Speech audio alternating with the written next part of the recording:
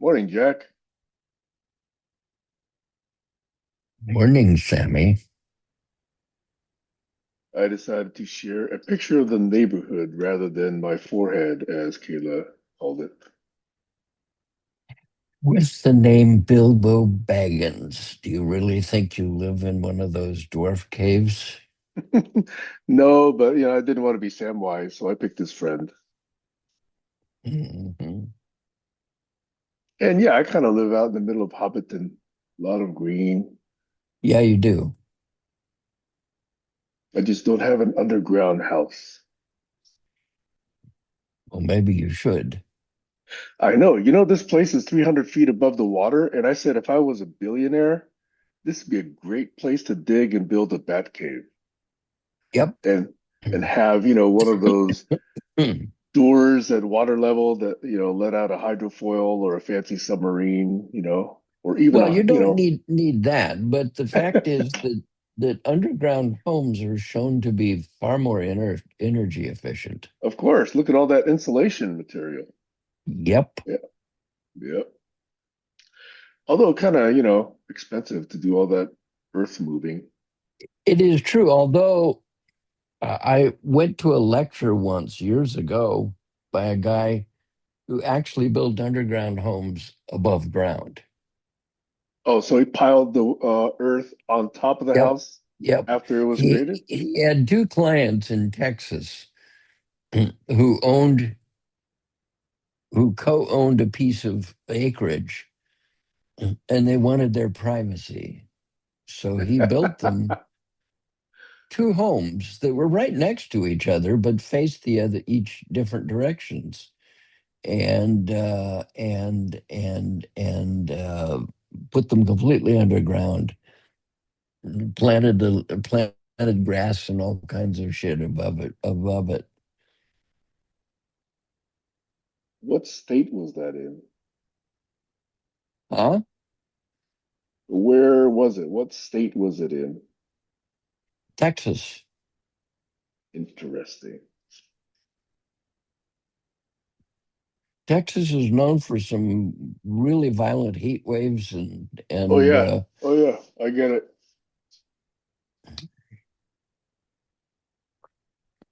Yeah. Wonder how they survived any of the electricity outages. so that's an open issue. I mean, I suppose you could put generators on the houses, Yeah, which I did when I was in the hills. yeah, yeah.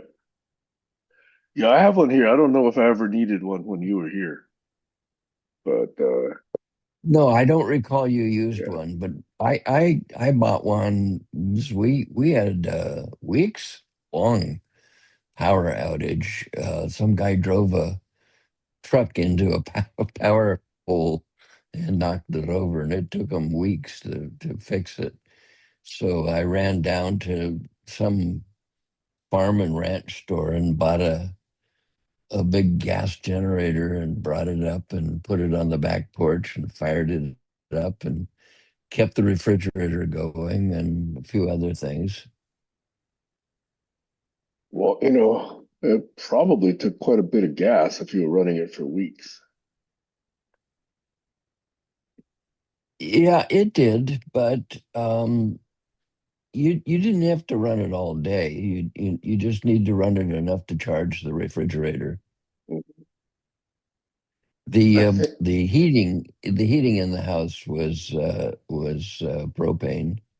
hmm if I recall, when I needed to use it on some extended durations, I could get about maybe 7 or 8 hours on 5 gallons of gas. That's what it felt like anyway.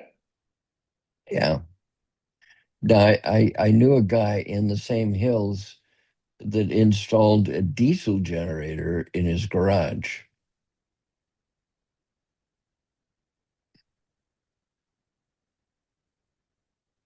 I There don't you think get a little bit more efficiency, but you get the diesel smell. I haven't seen as many diesel generator advertisements. Oh, this one was a big professional, a huge box. Yeah, I think mine's probably slightly undersized. I have a 5,000 watt, and it wasn't able to keep every room going. So I kept Well, about half the house going. you don't try to keep the whole house going, no. I was trying to, trying to see how much, it would take. Anyway, so how's your last 22, 23 hours been? How was Ward's? It wasn't yesterday, right? Ward is today. Words is today. Yeah, okay. All right. Yeah, so how'd it go yesterday? Well, um, so I've got a 14-year-old overachiever in Oman who is going to start a quest with my system uh, on because she wants to study um, ocean acidification. So I Hmm. said, fine, we'll do a quest, and that'll be how you'll learn to use the system.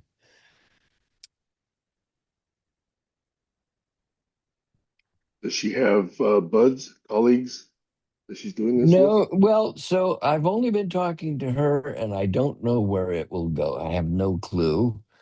But I do know that the fellow who is doing a lot of the coding on the system um, asked me if his 13-year-old granddaughter could participate, and I said sure. Now, what that does, though, is it it makes it difficult to coordinate the two because the way I'm going to do it is to keep Zoom open and talk to them about how I make the game moves and how their roles are played and all of that. Um, and that's difficult because the only way it can work is during my daytime is Oman's evening, and that's when she can participate, or Thursdays and Fridays where they something about they're on holidays on Thursdays and Fridays. God, I don't know how that works. Um, where earlier in the day it could happen. But the way that what I did is I extended the quest to run into July so that when the kids are off for summer, I can get them closer together. So how did a 14-year-old from Oman find you? Well, she showed up in a set of Zooms on the meta level uh, SIG for the Internet Society. She was in the formation committee that did that, and so she and I started talking on email, and she showed me that she had been nominated for the best um, young female promoters of world peace, and now she's in the top 10. She's been filtered to the top 10. Um, she keeps getting these overachiever awards. I don't know anything about the rest of her classmates.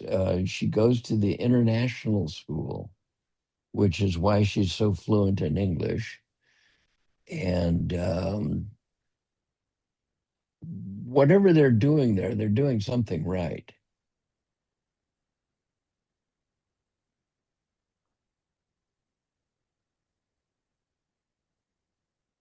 Yeah, I kind of wish there were more kids like her. That's my point. Yeah, So I have no idea where this will go, but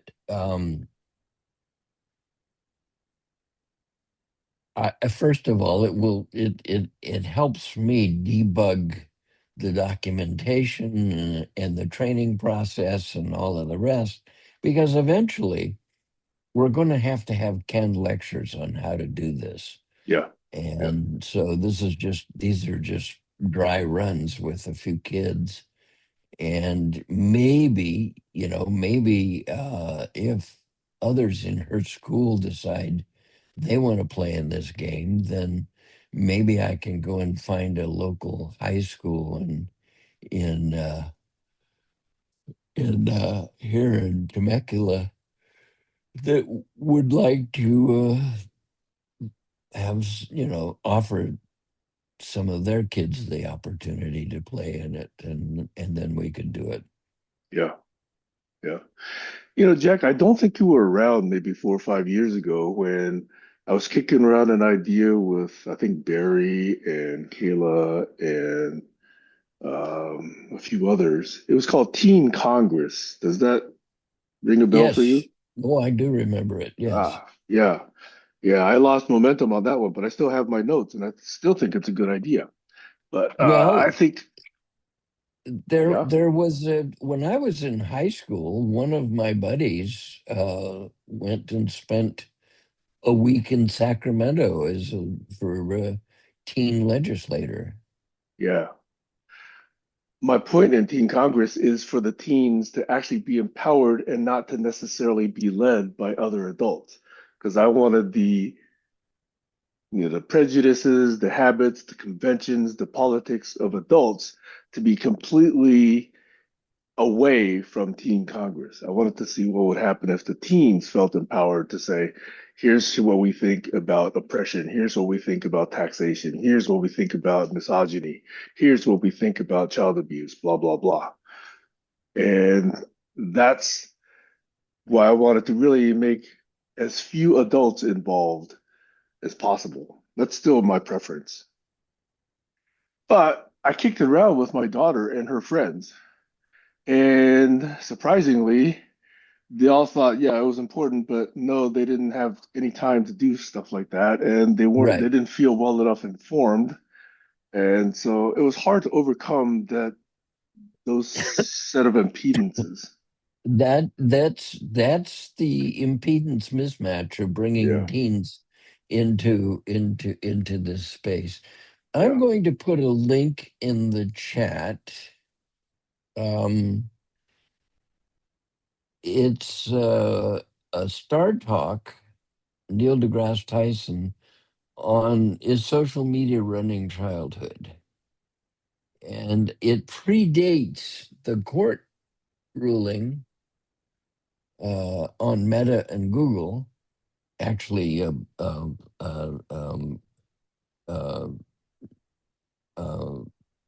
YouTube. But it's extraordinarily insightful. I think I will watch that then. Yeah, I think you should. And actually, I think Kayla should too. Yeah, she's more directly involved with kids these days than I am, but I am interested in that. Well, it's as am I. Um, I raised a couple of them, and my kids did not have smartphones. They didn't get smartphones until they were out and gone and bought their own. Yeah, Um, we didn't even have flip phones for them, mostly because we lived in an area where there was no cell. Now they did go to a high school where some kids did have cell phones in class, and and it was actually annoying to have. I was in a couple of the classes, and it was kind of annoying that the kids, and I talked to the teachers. Well, she needs to talk to her grandmother. Her grandmother's sick, blah, blah, blah, blah. And yeah, that's that's fine, but what is it doing to the rest of the class? And yeah, and I couldn't wait another 45 minutes or so. Yeah. Yeah. And Yeah. we didn't have cell phones in our classroom when I was a kid. Jesus Christ. Can you imagine? We had homemade walkie-talkies with, tin cans and a long string between them, that kind of thing. You But didn't that even was have it. calculators when you were in school. No, we didn't have calculators. Yeah. I remember my father went and bought a big Casio four-function calculator, a huge, huge thing. It was larger than an iPhone. And, it was amazing what it would do. But I didn't get one of those until there was some of the teachers in the training group that I was in Lockheed had bought HP 35s, and then the new HP 45s came out, and they put two HP 35s up for auction. So I bought one $5 ticket, and I won one of the HP 35s, and that was the first calculator I had. Do you still have it? Yeah, it's somewhere in a box somewhere. The batteries are long gone and so forth.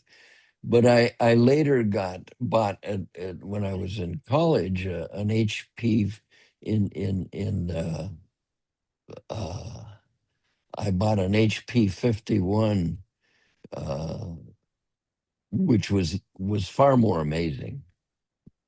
It was fully True. programmable. It was just amazing.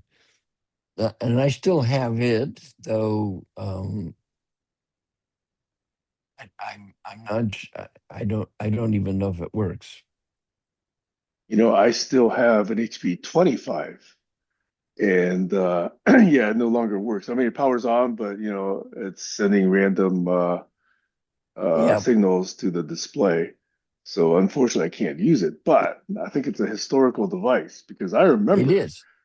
when my physics teacher, I think in either 74 or 75, I think it was probably 75 anyway, brought an HP 25 to class. And we were all amazed because it didn't just do arithmetic, it was actually able to do formulas and That was the point with the yeah. 51. You could put formulas in it, and and when I was demonstrated reverse Polish notation, I said, Hmm. "Oh my God." That's where you got interested in fourth, or is Oh that yes. Yes. I can see it. I can see it. Yes, it did. Three plus and etc.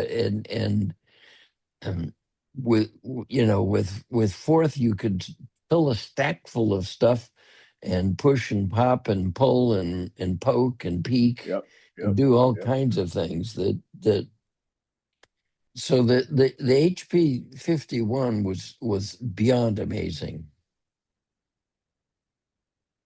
Well, I'm kind of the other side. Instead of reverse Polish, I like prefix, which is the actual Polish notation, obviously, because Lisp and its That's Lisp. derivatives Yes, yes, I, use I it. I get Yeah. that, and I don't have a problem with prefix either. Hmm. It's when you try to program infix that you got to do all of this juggling.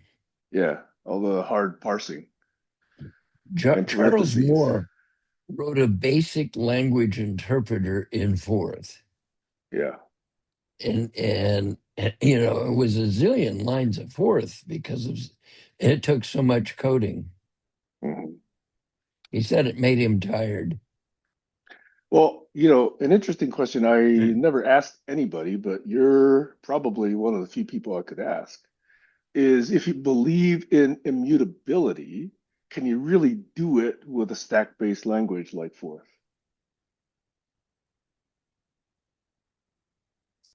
You can make immutable structures.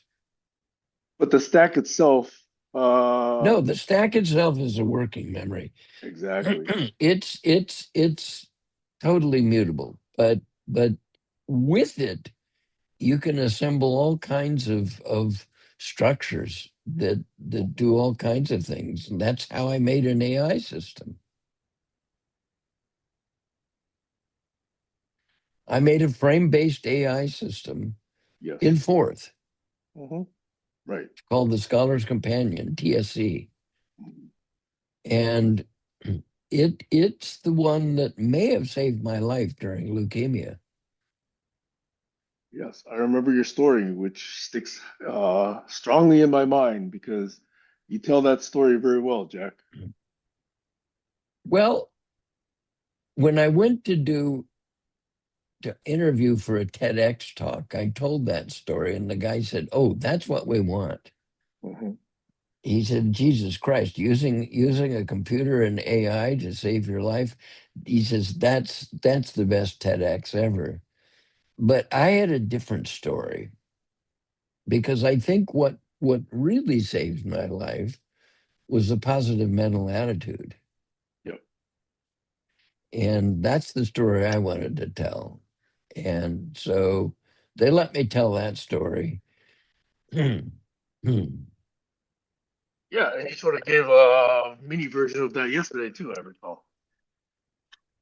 Huh? He gave a mini version of that yesterday as well.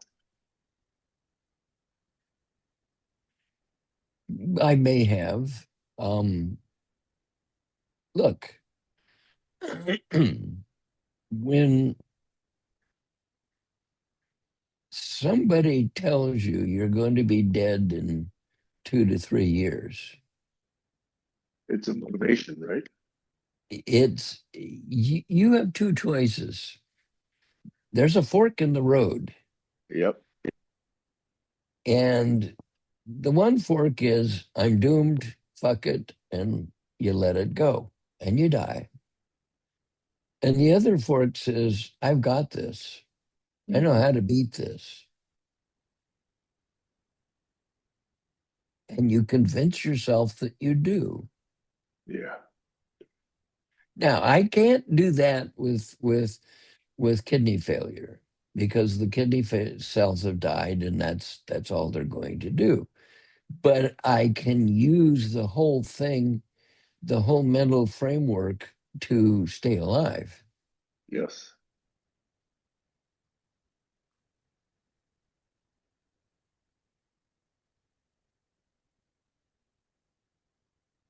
I'm convinced that peritoneal dialysis has got this. We're going to be okay. That's why I value the kind of intelligence you exhibit and behave with, Jack. I've made reference to that before, I know. Well, You're unique in that way.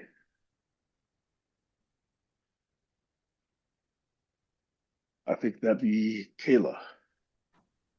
That be me. I was just mentioning to Jack that I selected a different picture because this could not be mistaken for my forehead. You can totally put a picture of your forehead if you want to.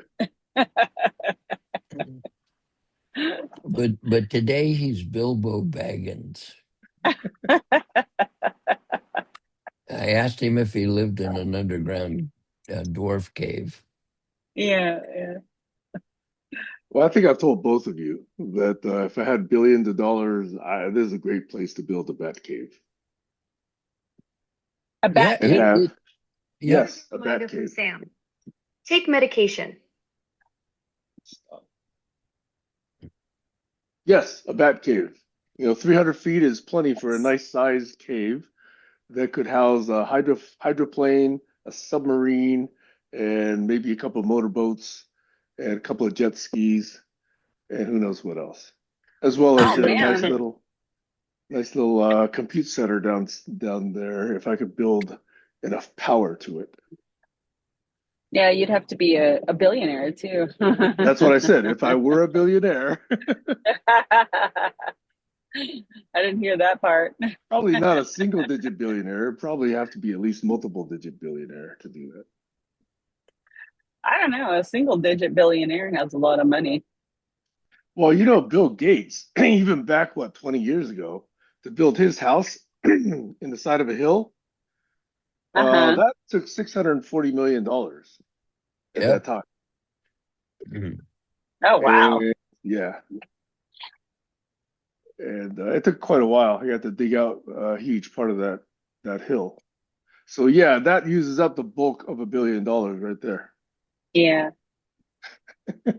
It's got a what, a 6 or 8 car garage? I don't know. That to me sounds small. It's got to be bigger than that, it seems. Like I have What not Kayla, toured gets his property what gets me is why would you want to carve out a hill? Like, why would you do because you want a bat well, cave. Come on, Kayla. that? I actually, just, what you want is low energy costs to maintain the house. Yeah.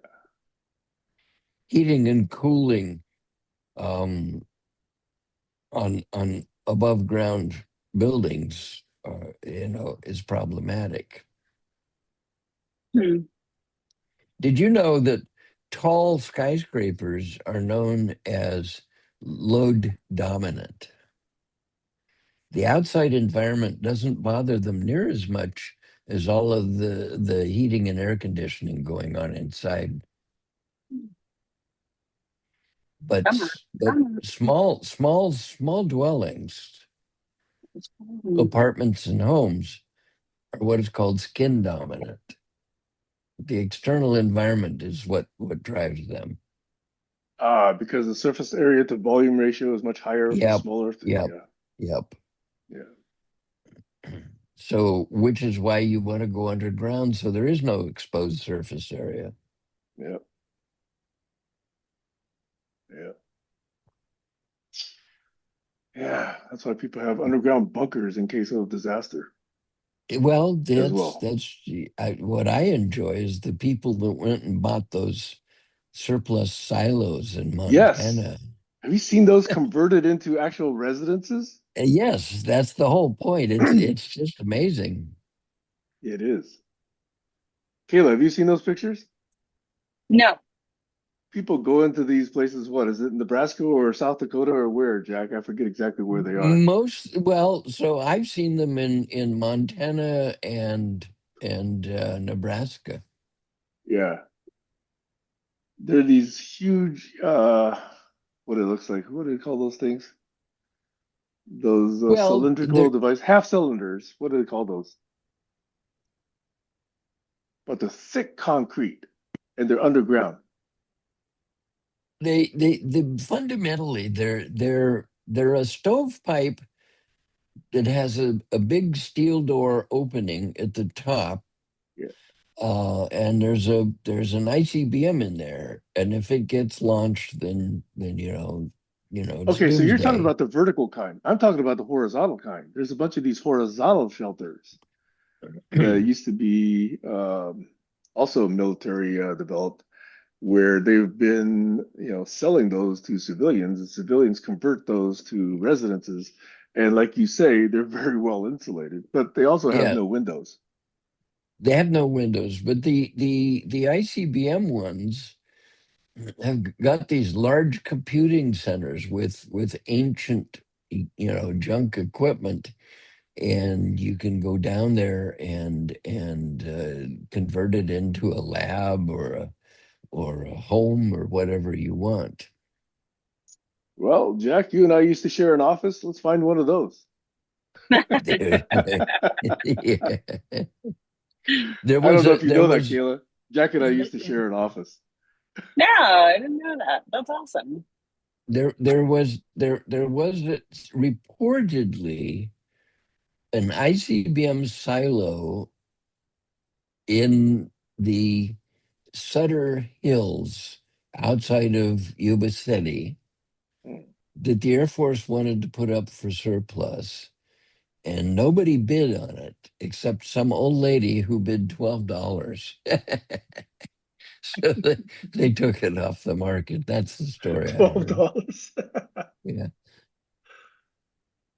Yeah, it's funny. Kayla, there's a YouTube link in the chat. Can you see it? No, I'm driving. Oh, you're driving. Oh, too bad. Yeah. Oh, Yeah, today's Yeah, the Sam. sorry. second competition, right? Yes, Uh-huh. today is the second competition. Yeah.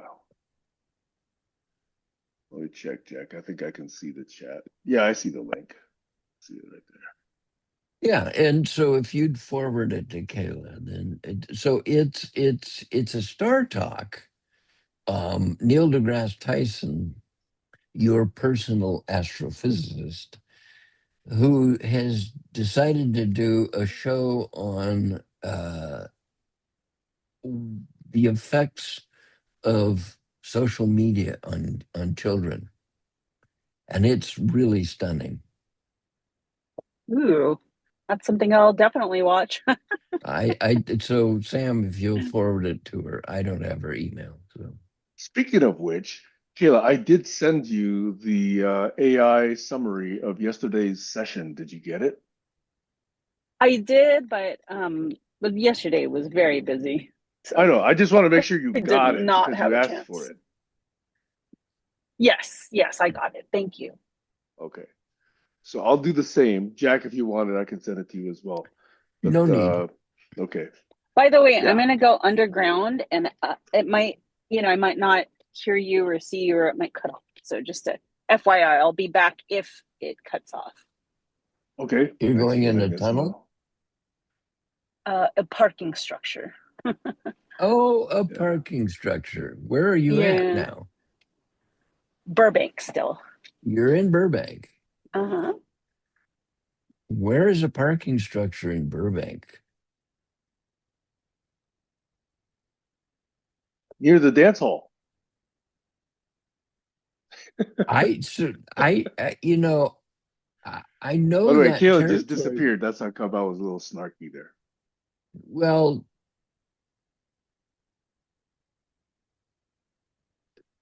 John Burroughs High School, which is where she's going, um, is not in an industrial area of this town. It's surrounded, used to be surrounded by homes. Yeah, but how long has it been since you were back there?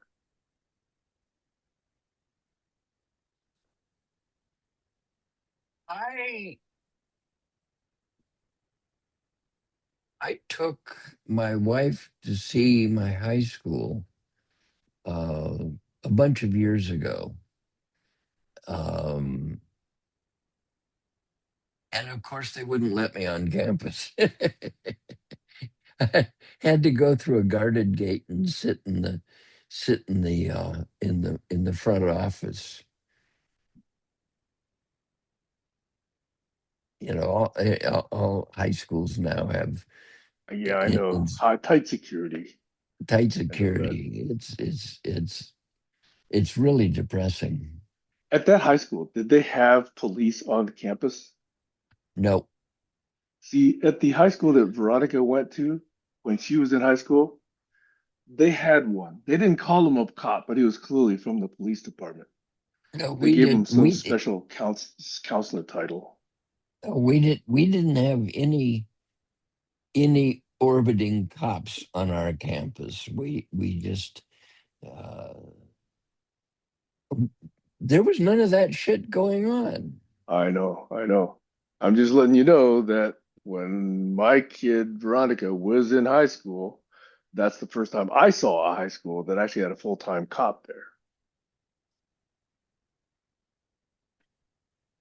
When I was in Lockheed in a training course, they gave me a special assignment to go down to a high school in Watts and teach a class in blueprint reading or something like that.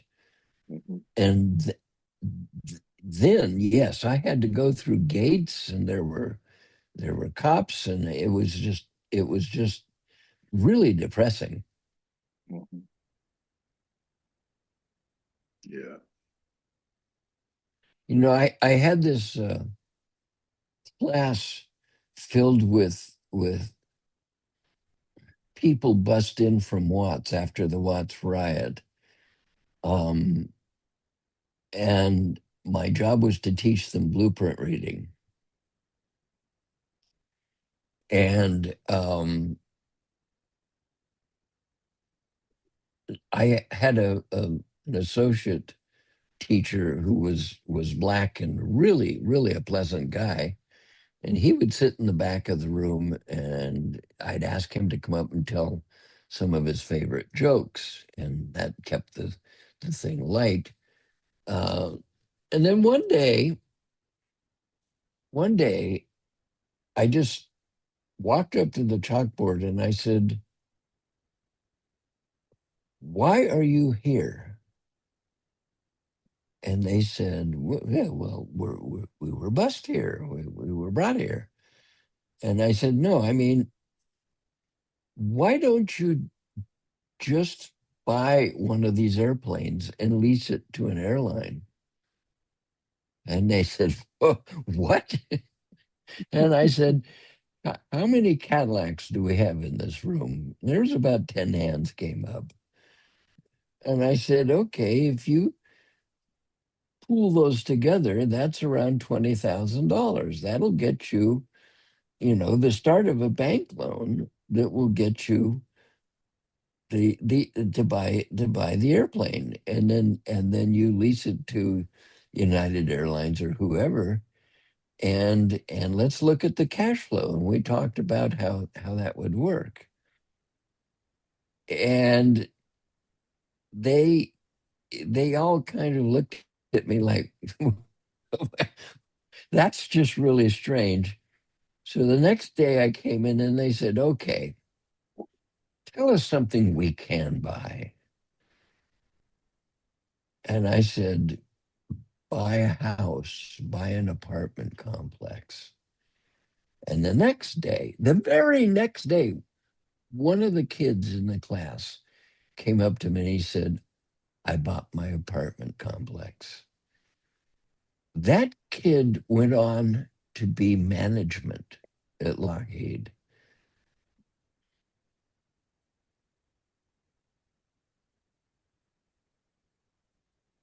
Does he still acknowledge you for that inspiration?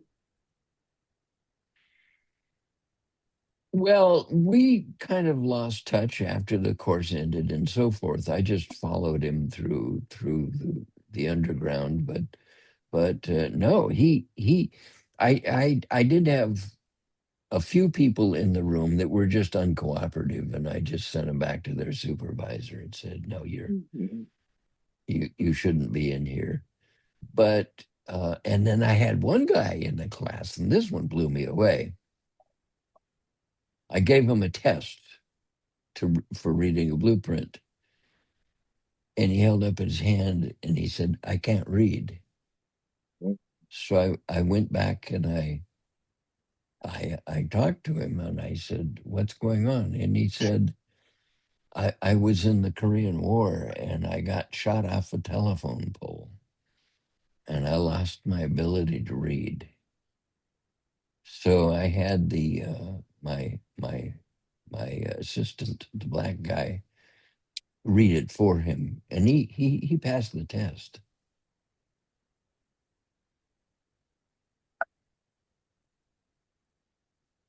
I then found out that caused me to go and find out that there were um, training places, special training places for adults who can't read. And you know what they do? They have them crawl on the ground and play like children.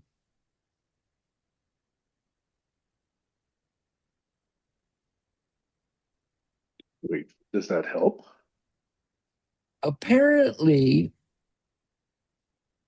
there's something to do with eye hand coordination in an early childhood development that engages what's going to become your language skills. I don't know too much about it. Had you heard of that, Kayla? I've not heard of this. No, I have not.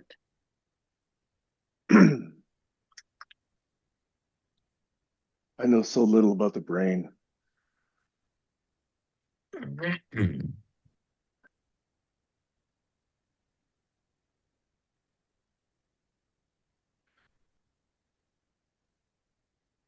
Well, one of the takeaways in that YouTube with Tyson is that before 16 years old, the prefrontal cortex is not myelinated. Is not And what? myelinated. Oh, what does that mean? Okay. So you know what a neuron is? Yes. And it has these incoming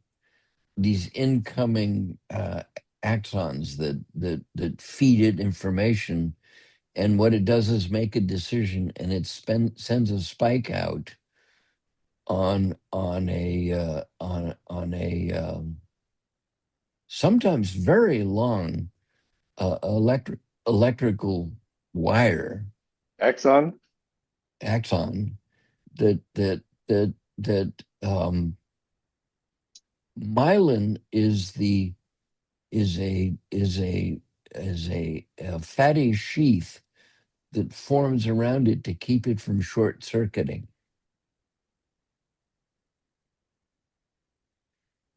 And the thing is that the prefrontal cortex is the last to myelinate, and it is the one where kids are able to do reasoning, and make clear decisions. So if you're not myelinated, you're not ready to make major decisions and take on stuff. And that's the whole point of why schools are now abandoning smartphones in class. Yeah. Thanks for that explanation. What were you saying about that gentleman? Well, I was he was a guy in my blueprint reading class that when I gave him their first test, he held up his hand and said, "I can't read."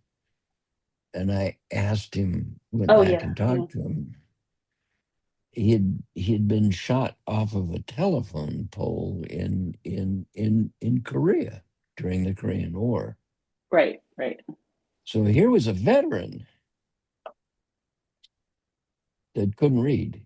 And so I got him all the help I could. And that's when I decided to do this research.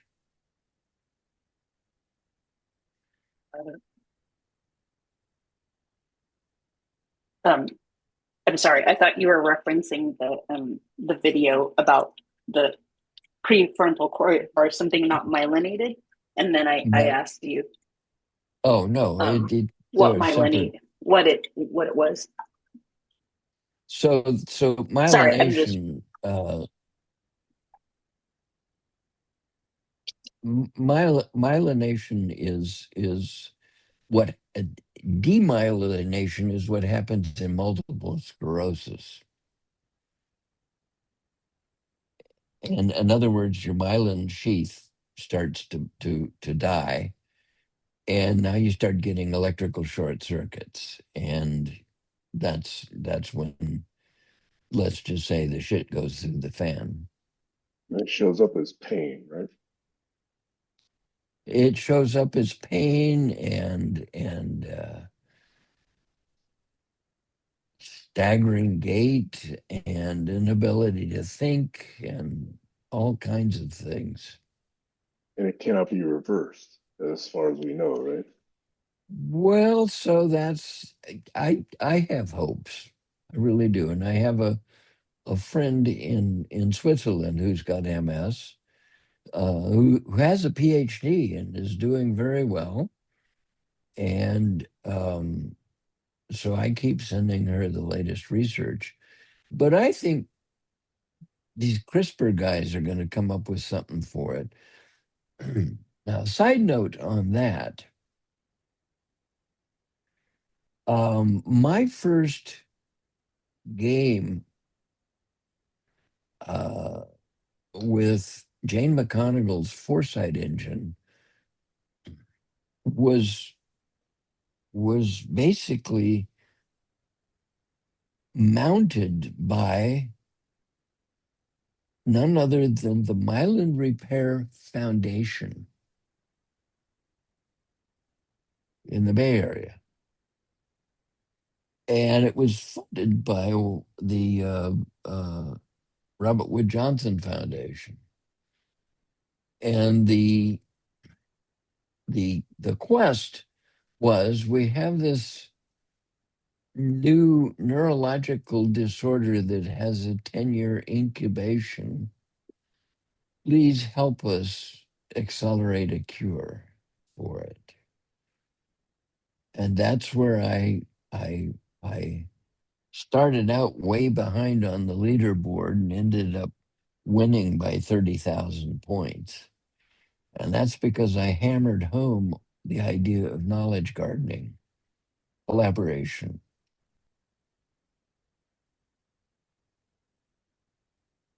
If I might elaborate, according to the story that you or others tell, wasn't there a billionaire that contacted three researchers that said, "Hey, how long would it take to solve this problem?" And they each said something like 10 or 15 years or whatever, right? Do you remember that story, Jack?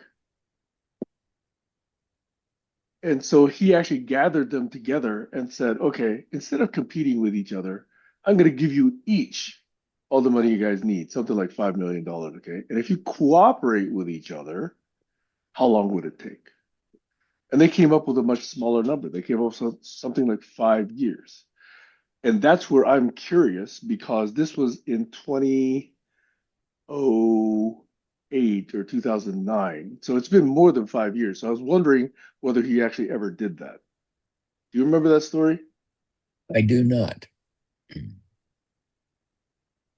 Because somebody from the Myelin Foundation actually spoke at one of the Program for the Future conferences, I believe. Either, I think it was formally, but it might have been an informal chat that we had with her. Come inside. Okay, here, Sophie. Yeah, so I'm wondering how well that worked, and I'm trying to see if I can follow up on that story and see if they actually made good progress. Well, the Mylan Repair Foundation, believe it or not, is a cottage research group. It's a nonprofit. And what they do is they bring together as many external, high profile, overachieving researchers to collaborate. That's how they work. That's the theme. Yes, to shorten the time to Exactly. cure. And what they would do is then when they would get the molecule they wanted and secured the patents on it, then they would make it all public so others could profit from it. And then they would sell whatever the molecule was to some pharmaceutical to keep the cash flowing. Now, see, that in a medical sense is kind of like a Manhattan Project in a smaller scale, where you That's the get a bunch of point, researchers together, each with different expertise and specialty, and have them cooperate. which is why the MRF uh, representative emailed me after the game and said, "We'd like to talk to you." So I went and had coffee with her. And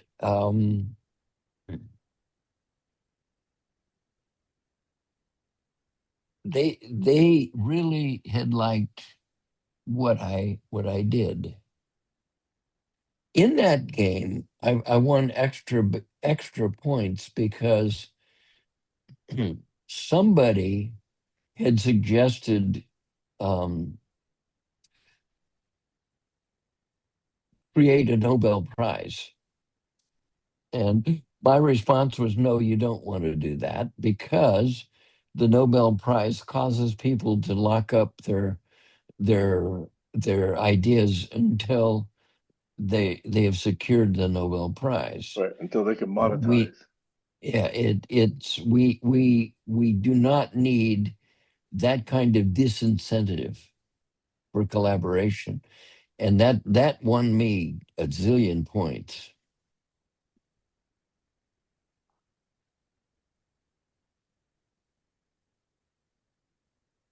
It would be good to reconnect with the MRF.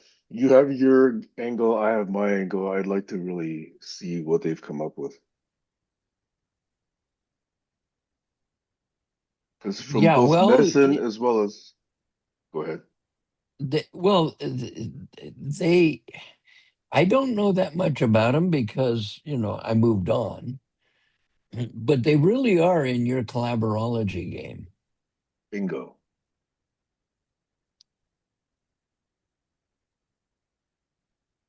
And their successes and their war stories could be a huge, set of lessons learned for other organizations.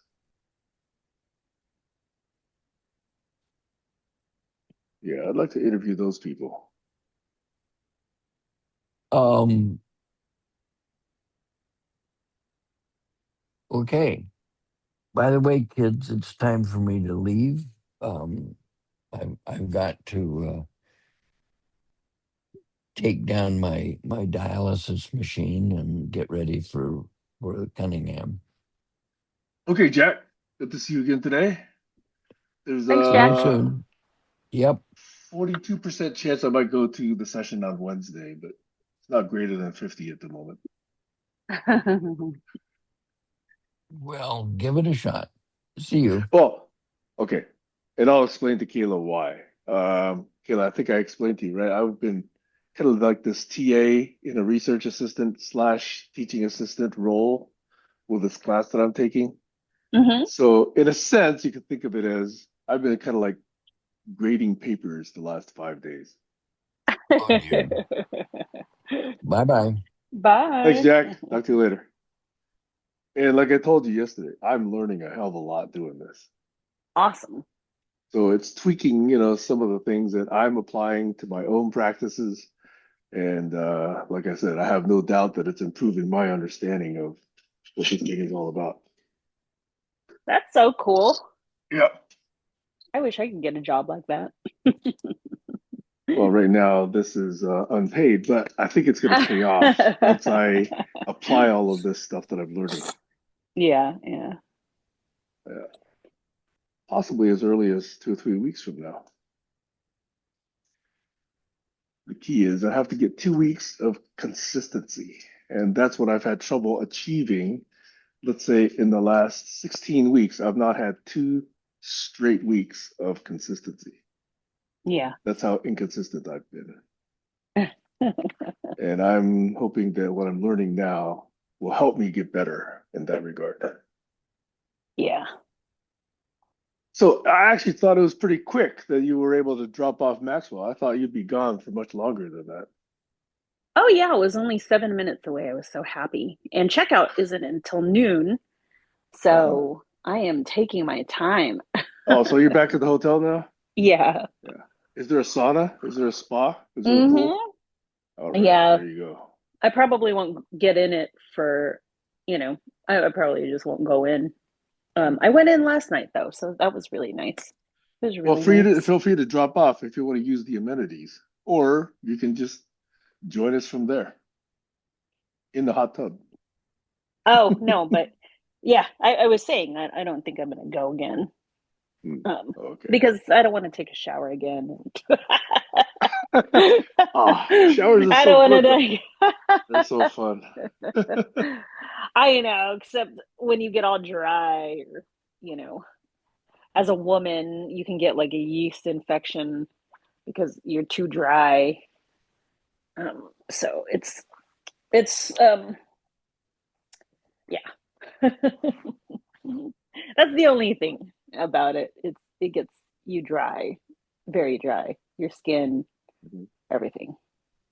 Well, for me, when I was traveling a lot, like every week, there Uh-huh. wasn't a lot to like about traveling that much, except that occasionally I would just fill up the hotel bathtub and just soak in hot water for like 2 hours. In fact, that's when I would take a nap. Ooh, yeah. Yeah, I know. That is something I don't get to do very often. So that was fun. That was good. Yeah. The other thing I've been doing a lot this week is I've been working on my brains Yeah. because turns out that, whatever I'm doing, I got six brains going now. I got one brain for what I'm going to do when I grow up. I got another brain that's all about, health and nutrition and exercise and stretching and Tai Chi. I've got one about the unfortunate state of events in this world, which I'm not going to spend too much time talking about because I've done too much of that already. I've got another one on staying current with technology. Sorry, Right, right, right. finding it hard to find my diction. So anyway, things like how you stay current with AI, with programming languages, with software architecture, et cetera, et cetera. Yeah. So I don't know how many I've named, but then one of them is where I'm going to consider living. That's part of Ooh, that's yeah. So cool. I'm collecting all these places in Italy, in Greece, and France, and Taiwan, and Thailand, and Japan, and Bali. It's really cool to see what's available out there. It really is. Mm-hmm. It's amazing how much you can buy for, what it would cost to buy a little doghouse here in the US. Mm-hmm. In fact, if you go into the, let's say more remote locations, even Norway has some pretty interesting places, Right. and Sweden. So those have popped up on my radar now. Oh, I forgot to mention Spain too. Yeah, so there's a bunch of pretty cool places, and they all look good. That That's why I just want to spend. Yeah, what? no, go for it. You want to spend what? That's why I want to spend like a week here, a week there, a month here, a month there. A month is probably better than a week. A week is barely enough time to get unpacked and, get to know where the coffee shop is. But a Yeah, month would be pretty cool. a month is cool. Yeah, that's what I want to do. Then you can actually, strike up conversations with some people at the bakery, recognize the person at the coffee shop, recognize the person at the street stand, learn a few bits and pieces of the language. That's what I want to be able to do. I And spent 2 months in sample. Yeah. Yeah, yeah, yeah. Sorry. I think there's a no, I was delay gonna say here. That's why I keep interrupting you. Go ahead. I spent 2 months in Tahiti. Mm, yeah. Was that with a group or were you on your own? So I've spent 3 weeks with a group and then I was on my own for like so I guess it's like 2.5, maybe 3 months.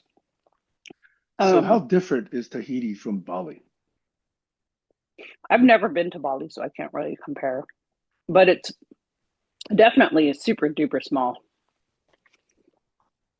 But anyways, I was gonna say when you're it's a different experience when you're like living there when you start to like try and establish your daily routine and get used to it and Yes. then get used to the people and you know I Hmm. find that people are warm and friendly in the very beginning because they know you're not going to be there or they're very intrigued and they want to get to know you and all of that good stuff.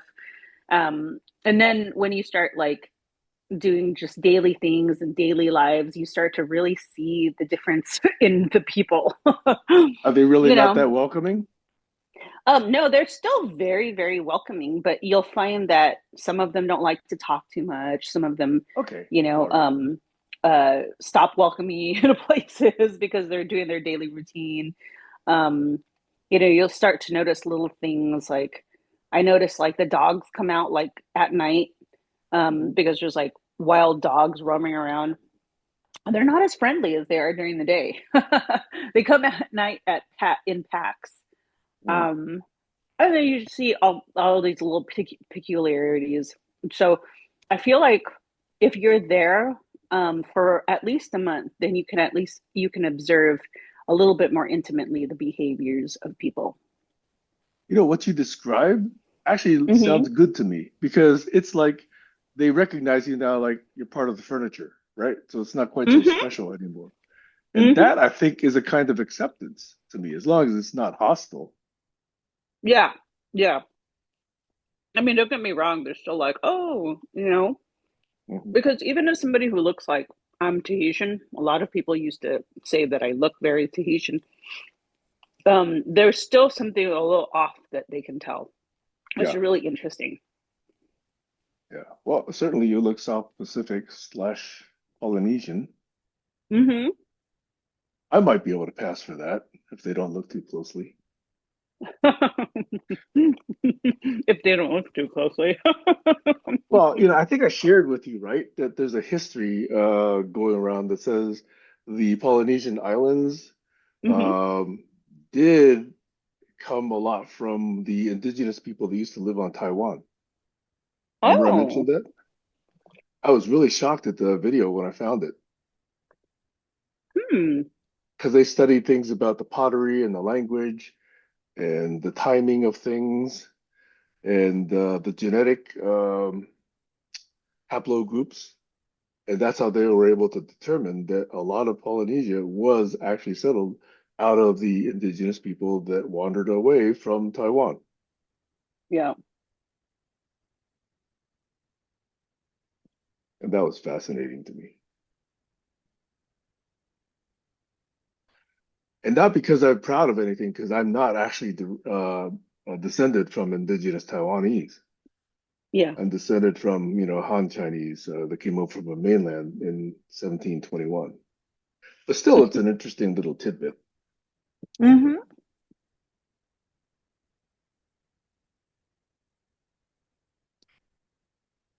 So if you had your druthers and you could spend a month in three separate places, which three places would you pick?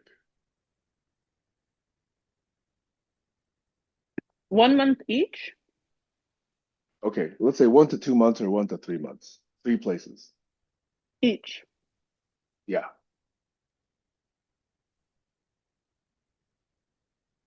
Let's see. 1 to 3 months. What pops out? Don't think about it too much. Just what pops out is a place that's kind of been in the back of your mind. That I've never been to, or I have been No, it to. doesn't matter. Whether it's just that you want to go there, whether you've been there or not. Um, Costa Rica, Okay. the Philippines. Okay. Um, so this is like immediate. Costa Well, Rica, the Philippines, and yeah. Hawaii. Ah, okay.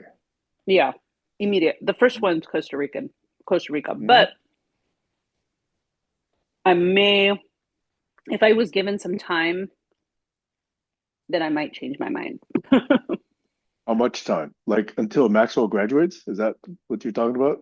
No, if I was given time to think about it. Oh, okay. All right. Yeah. No, I didn't want you to think. I just wanted to know what was kind of like already bumping around in your head. Hmm. I Like, just have you love looked? Costa Rica. Yeah, a lot of people have said that. I've never actually, and you know what? It doesn't show up on my feed. The algorithm does not recommend Costa Rica to me for some reason, but it's recommending a lot of these other places to me. And by the way, since I was talking about my brains, part of what I've been collecting also is destinations where I want to visit, but I'm not sure I'd really want to stay there for a very long time. And Hmm. most of those are food destinations. Oh. Man, there's so much good food around the world. Yeah, yeah.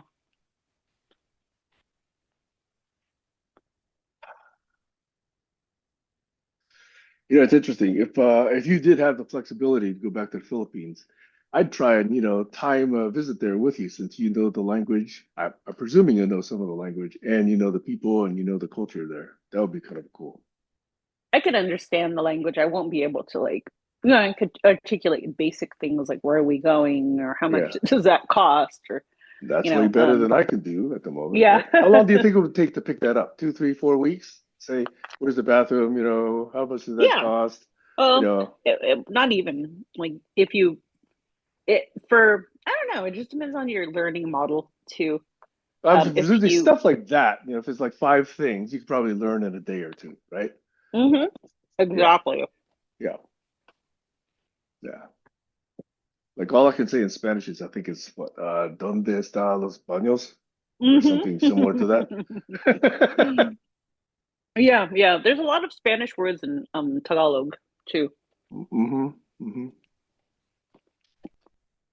So So you've never been to Brazil then, right? no, no. Yeah, that's a fascinating place too. Yeah. Although way more dangerous, and I've heard some of the slum areas are pretty dangerous. They're getting a little bit more gentrified because people have a fascination with the favelas now. That's what they're But called, weren't like the those where there used to be a lot of violence in those favelas? hmm I mean, to some degree there still is, but now that people have a fascination for it, it's kind of like I don't know. That's what I heard from hmm people who go to Brazil regularly. I read an article that the kids there have so few options for entertainment and they're so poor that part of their entertainment was at night, just, gangs would get together and just have fights just to entertain themselves. hmm That's unfortunate. Yeah. Of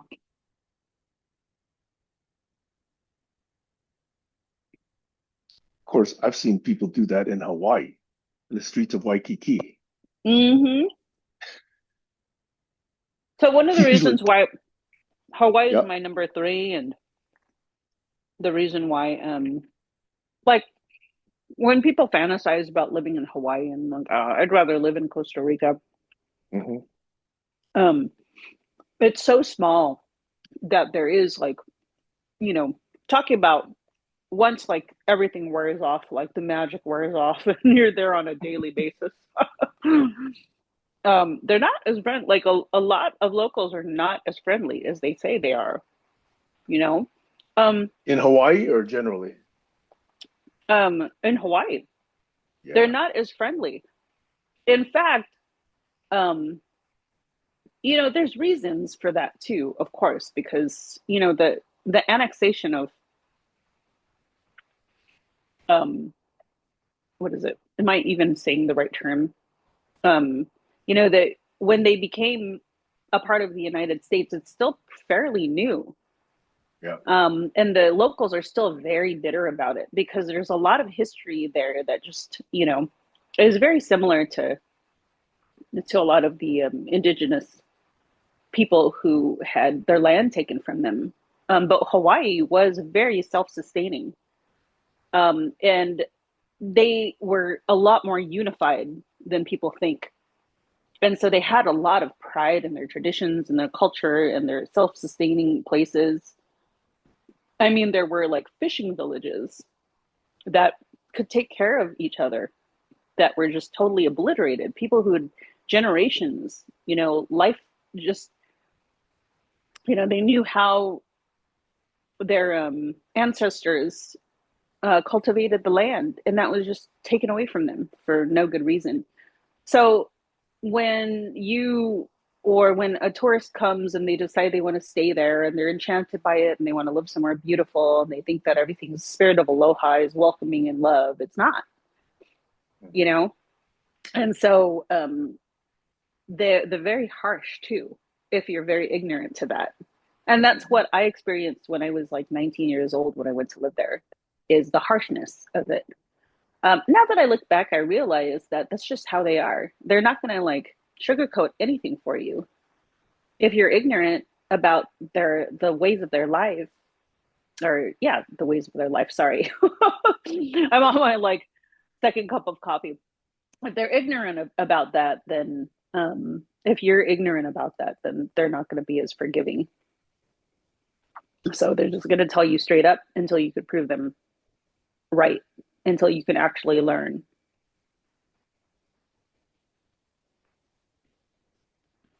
I would say if not you, but in general, if anybody would romanticize living in a place, they have to be very, very respectful and open to it, but also protect themselves to the point where they, you know, connect with people who are open and okay with kind of, showing them the ways, if that's making sense. No, I want that. I want to get to know, local people so they can teach me what it's like to live there. Even how to walk down the street or how to exchange money or how to say hello Yeah, or how close to stand or when to go, out, when to not go out, that sort of thing. there's such a sensitivity too around, native indigenous cultures, because What was again, it? there's a sensitivity to approaching them. Like, Mhm. I would love to be invited to a Native American healing ceremony, Mhm. um, or a cleansing ceremony, or I would love to know that stuff. Just because of my personal curiosity. That's it. It's not to expose them. It's not to, you know. I also believe in those types of healing methods too, like sweat lodges and stuff. You know, as somebody who danced, I can see the benefits of active meditation, because dancing is, in a way, active meditation. You're only Mhm. thinking about a singular thing. And the beauty about that is you actually get to do it with a bunch of people. Mhm. But to sit in a sweat lodge, if you look at that just objectively, people wonder why you do it. There's, of course, benefits to your body, but also there's benefits to your mind too. If you can Mhm. clear your mind and connect with energy that's a lot more open and creative and higher, I do believe that you'll probably experience something that not too many people experience, or not too many people can have the words for. But the way to ask to go about it is, um, kind of difficult for me. I find it very difficult because I want to make a genuine connection with somebody who, knows somebody who practices that, but I want to make sure that the ask is, the timing is right, and Mhm. I'm honoring whatever sensitivities their culture has experienced. So,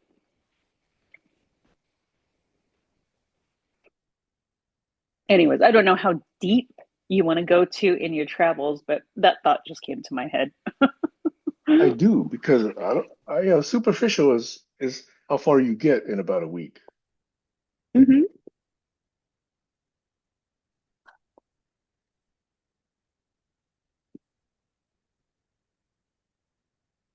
It is so important to live somewhere else.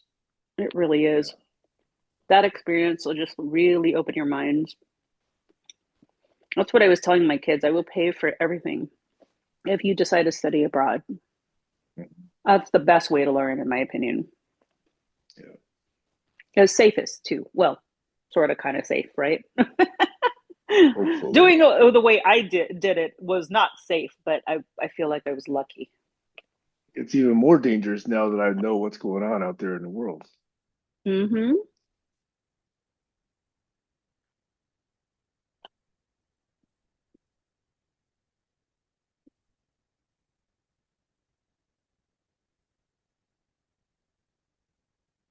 One of the very interesting programs I found, there's a little restaurant slash cooking school in Thailand. And it turns out if you take classes, then you can get a student or some kind of a study visa. And you can take these classes for like a year or two and renew this visa so long as you're associated with that class. And their fee for helping you with that, it's not very much. My understanding is like 100 or $200. So they're Hmm. helping people who want to go to Thailand to get this kind of a visa. And they, of course, will teach these classes, and you have to show up, otherwise you invalidate your visa.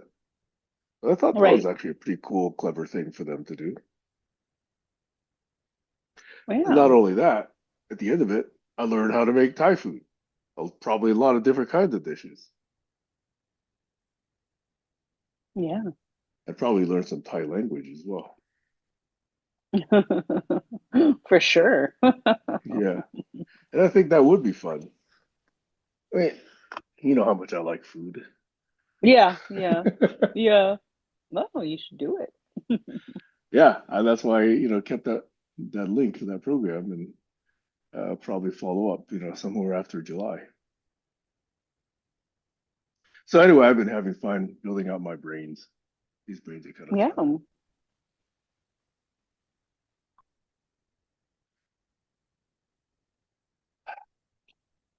Mm, I'm happy. Something fun for you. I'm This, hoping I can put all this together. Yeah. Yes, with this.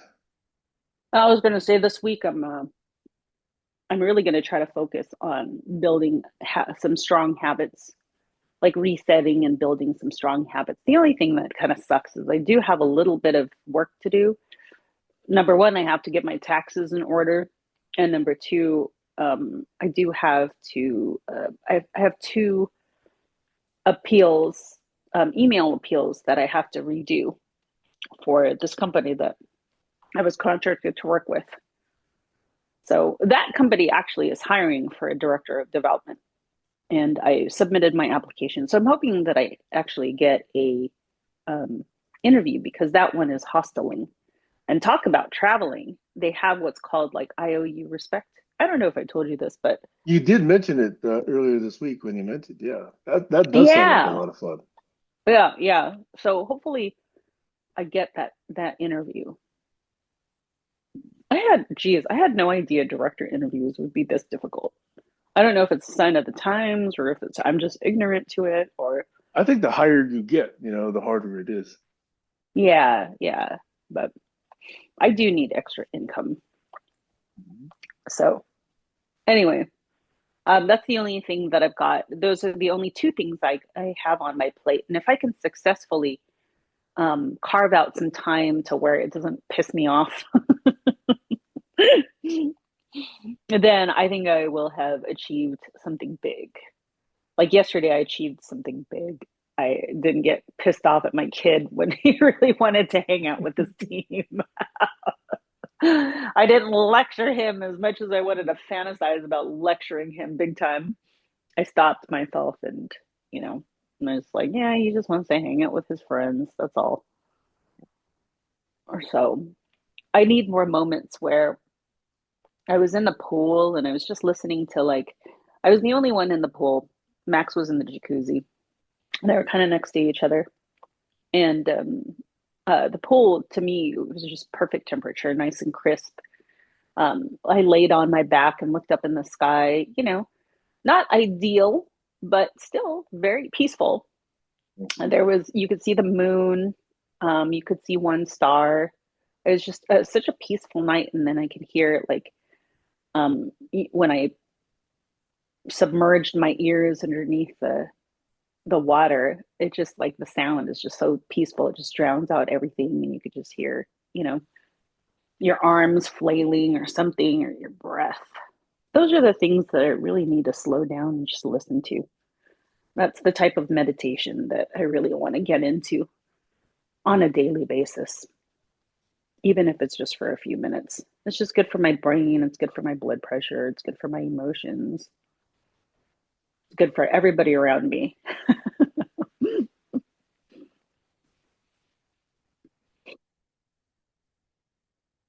Oh, and I had like two glasses of wine, so that helped too.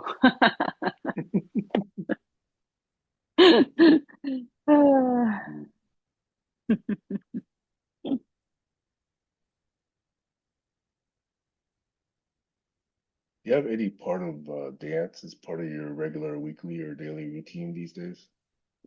No,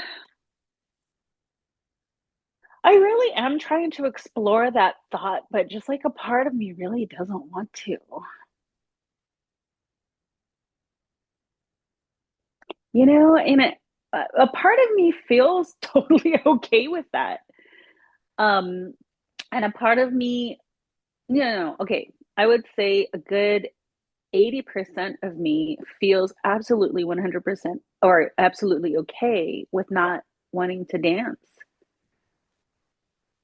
20% of me wonders why. And it's difficult because I still have a passion for it, not so much to like go out and do it, but when I listen to like the drum beats or if I listen to music, I can still sing it. I can still feel joyful. I can still remember, you know, um, I can still put choreography in my head. I just don't want to do it anymore. And so it's been now like over a year since I've truly stopped dancing. And I don't want to do it. There's just my body, like I tried, but my body just doesn't want to do it anymore.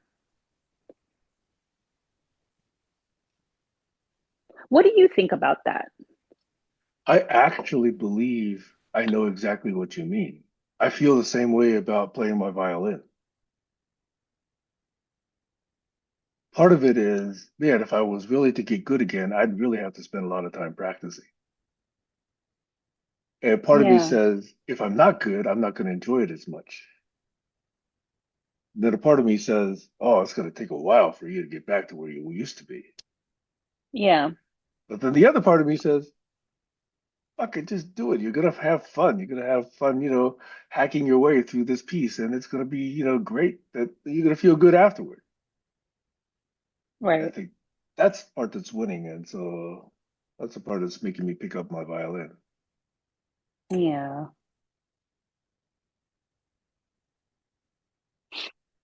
But I don't know, and not to compare or anything. Do you feel that it's demanding of your body though? Violin? No, not nearly as much as dance would be, I expect. That's another thing I'm struggling with. I feel like it's very demanding of my body, especially how I want it to be. Like ideally, my mind, or ideally, I would be exactly where I was, you know, even in my early 40s or in my late 20s for sure. That's where my body wants to be. But Mhm. it's so demanding. And my mind isn't, I can't just half ass it anymore. Like I don't even want, to me, if I do it, it's gonna be like I'm gonna do it. If I bring it, I'm gonna bring it. And I know that I can get to a point where if I could just do a simple awana, which is kind of like a hula. You see like the old people doing hulas, you Mhm. know. I know I can do that too. And I know I could probably get there, but you know, I don't know what it is. I really don't.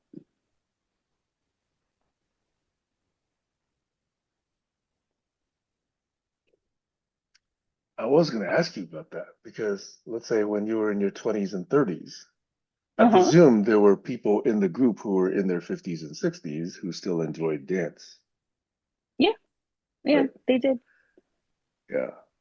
So your thought for them might be a nice, kind, gentle thought you could have for yourself now that maybe you could tell yourself, hey, you don't have to actually do it. Like you said, you got to get in there and do it quite so Hmm. intentionally. Yeah, I guess I'm just not there. Okay, I just am not there. I understand. Yeah. I know a lot of people want me to be there, and I appreciate that. I just, and I feel bad because I'm not there. I can't be there. A lot of my old dancers, they're like, yeah, just dance, just come in. We miss you. And it makes me sad to disappoint them. But it Mhm. also kind of makes me like not upset, but just kind of like, can't I just feel selfish for once? You know? Can't I do nothing for myself? Like, is that okay?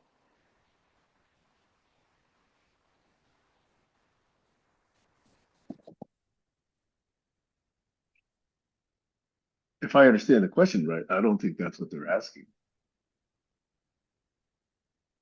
Yeah, I know.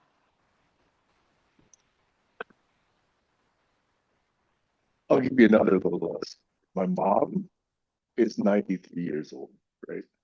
And every time I visit her, I still find out that she still plays every day. And when I listen to her, yeah, she has a lot of breaks and she has to remember some notes and she has to, repeat certain passages over and over again. But she's having fun. Yes, that's the thing, having Yeah, fun. I yeah, don't have fun doing it anymore.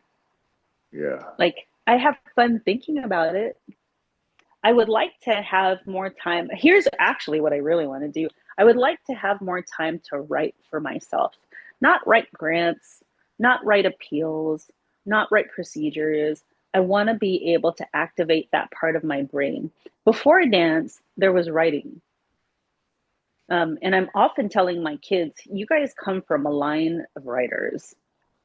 My Uncle Bob was a writer. My dad even wrote. My sister is fantastic at writing.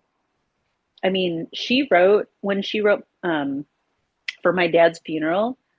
I remember like she was the one who actually encouraged me to write or inspired me to write. Is Mhm. she's that good? That's actually what I like to do, and that's something that not too many people can.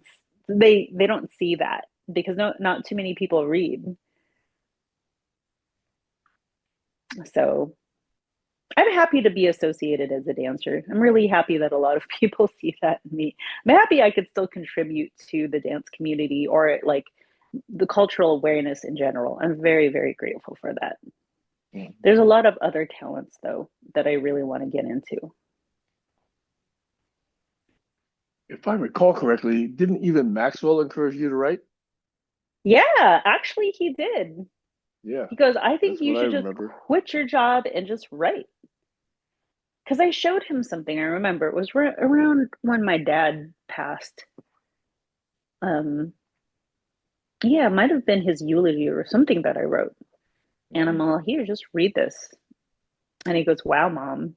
He's like, you should just quit your job and write. That's quite a thing for him to say to you, I right? know. I love it. Hmm. Well, thanks for asking me those questions. What else Wait, do you what want to talk question? about? How what else about me do you want to talk about?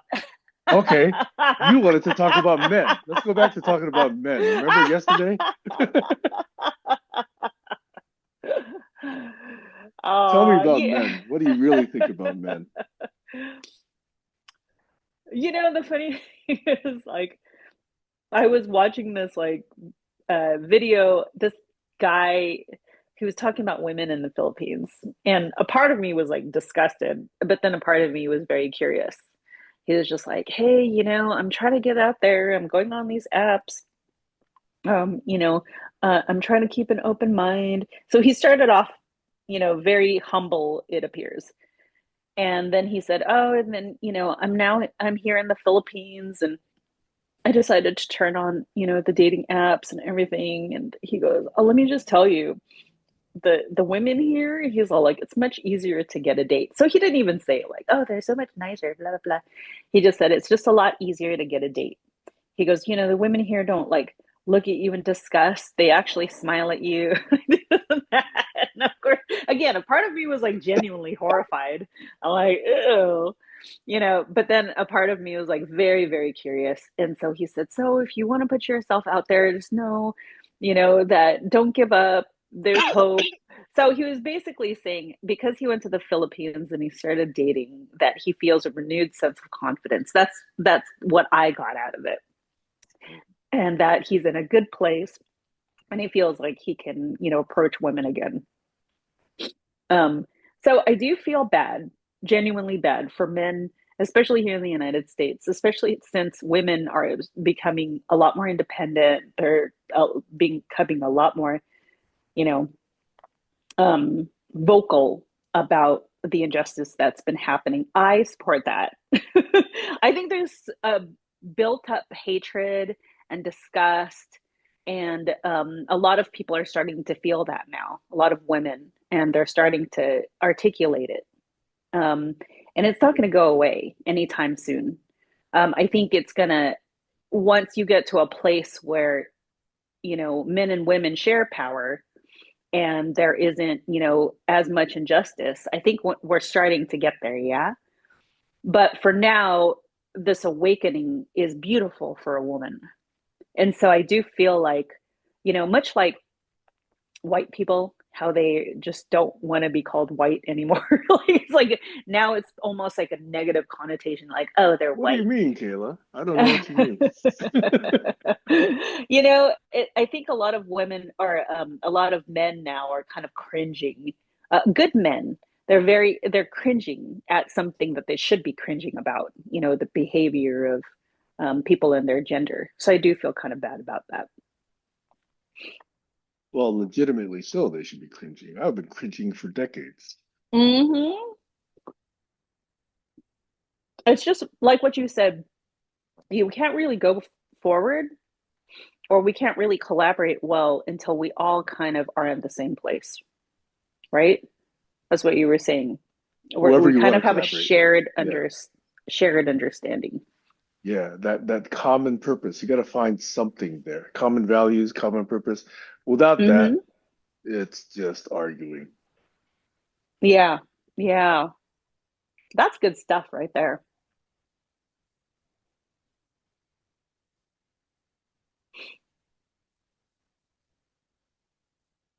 It'd be really interesting to get 5 men and 5 women together in a circle to talk about common values. Well, what do you want? What do you value? And have, different types of personalities, different extremes. You have, the macho guy and the crazy butch woman. You have like, a nice guy and like a super nice woman. Um, and see what they come up with. I know sex is gonna be there. Let's see. What else do I know? Safety is probably going to be there. Respect is going to be there. But how does that look? It would be really nice to just kind of hash those details out with people who can actually control their emotions. If I were to tell you what my fantasy is, given that you say that, we could have like the first Collaborology conference or workshop and invite 10 people, named, targeted, specific individuals invited for that specific agenda item. And you could pick 2 or 3 women, 2 or 3 men, and I could pick 2 or 3 men, 2 or 3 women. And that would be a very interesting event to hold. Now, ideally, we do it where we can all get together for like a weekend or a week, like maybe my house, once I get it cleaned up. Or, Once you worst throw it case, we can get it on Zoom and just have it be a 2 hour or 3 hour session, whatever. But, it'd be nice to be able to talk about this, set up the session, and then have some casual time, like, over meals or in the back yeah. at the fire pit or, out on a walk somewhere on the island. That would be fun. I would say though, that the people who are invited, even if they have these extremes, like let's say the extreme Christian man, right? That we ask two things. Number one, you be open minded, and that might be a hard ask, right? And number Mhm. two, you leave your emotions out of it. That's why I Well, we'd like have the to ask that of everyone. Yes, exactly. That's what I Yes. mean. Yeah. But that's why I like the Talanoa so much, is Mhm. because you really are just talking about your own experience. And you can have those elements of like, your emotions are in it.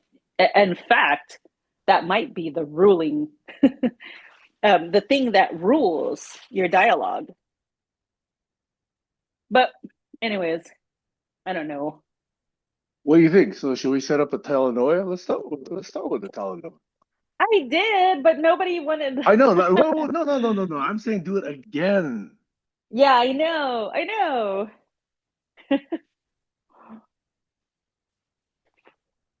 For things to make an impact, you know this about advertising and marketing. It takes multiple impressions.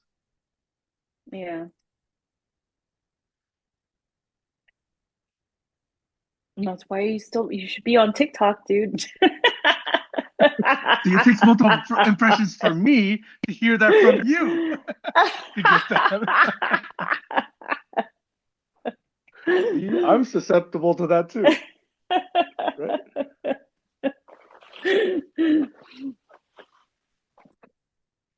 I'm getting the message. I'm getting it loud and clear. And like I did, I was responding. I've spent 3 separate 30-minute sessions on TikTok just to see, what's out there. I I thought about you yesterday because I was on TikTok. I was doom scrolling. Hmm. Um, both Max and I were doom scrolling, so we were like, fuck it. He deserves it. I deserve it. Um, and there was a video that I think I saved. I'll send it to you.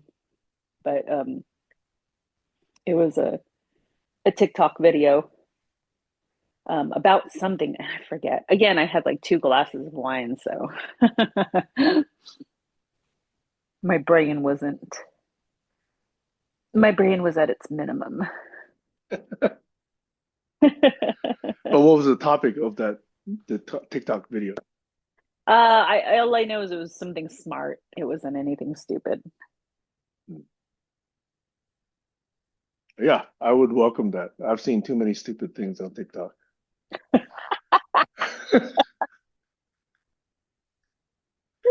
I am so sorry that your algorithms has brought you to the stupid part of TikTok. Who do Oh, they by the think I way, am? by the way, did you go to the No Kings rally?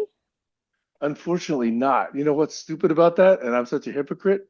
I had scheduled a house cleaning. A house cleaner was supposed to come over yesterday, and I didn't realize that was scheduled like 3 or 4 months ago. Okay. I didn't Mhm. realize when No Kings got scheduled that it was that very day. That's a sorry excuse. I could have changed one or the other, but I didn't realize it in time. I was actually packing my stuff up in the morning, and then the doorbell rang, and then she reminded me, "I'm here to clean your house." So I said, "Whoa!" So I had to recover quickly. So yes, I'm on the record. I'm a bad person. I didn't go to No Kings yesterday, uh, so I missed it. yeah. Yeah. I don't go.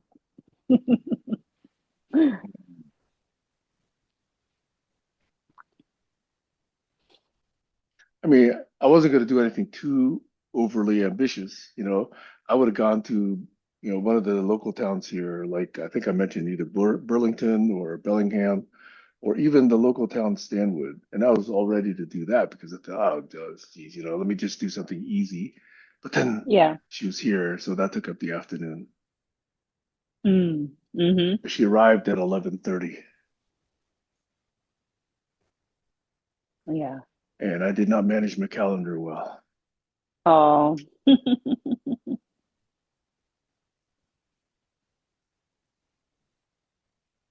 Yeah, it's an excuse. It does sound like an excuse. I know it's an excuse, but that's what happened yesterday.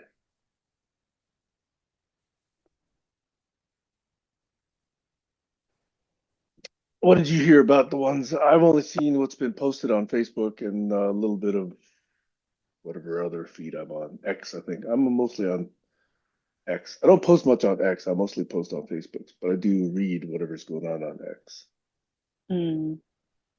Twitter.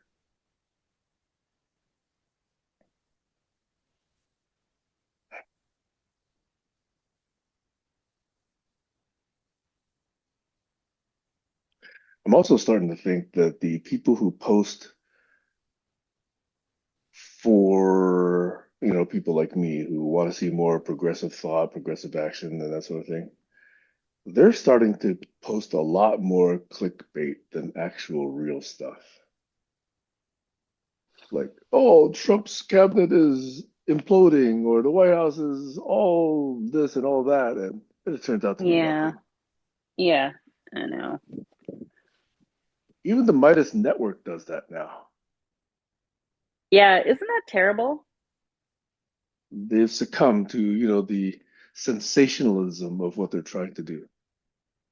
Yeah, yeah. And I feel like it's also because they're pressured to do something like to dumb it down so that they could get more people to like their page or to pay attention, or to be able to get to the content that it's Uh, honestly, it's the truth of it. So it was funny because um the lady from High USA was asking me what my thoughts are for writing an email appeal.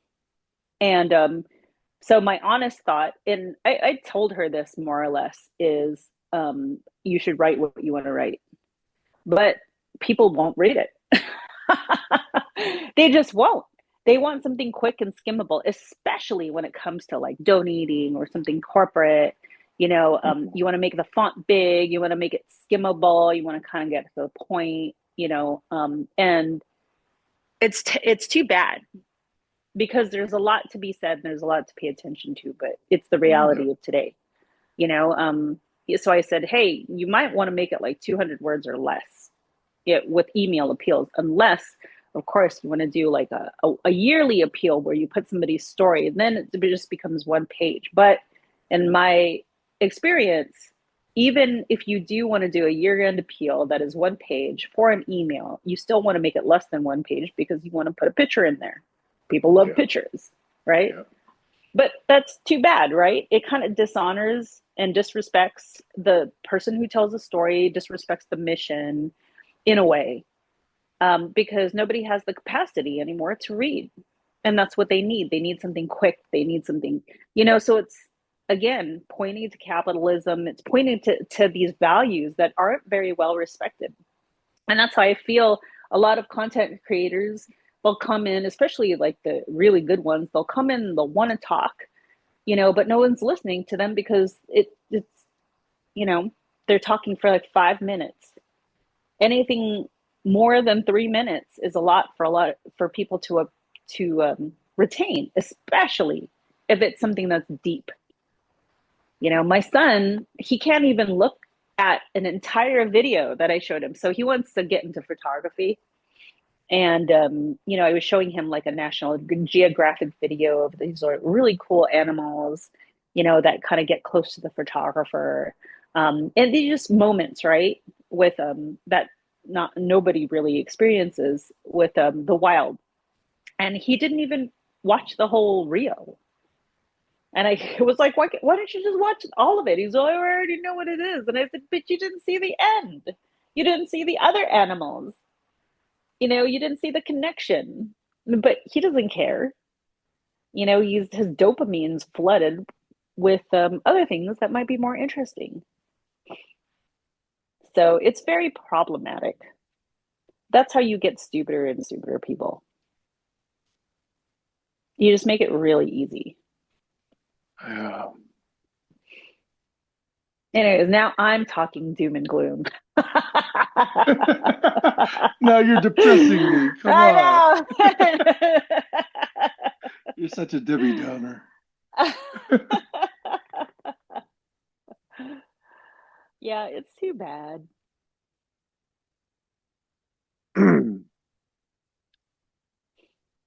It turns out access to information does not make people smarter.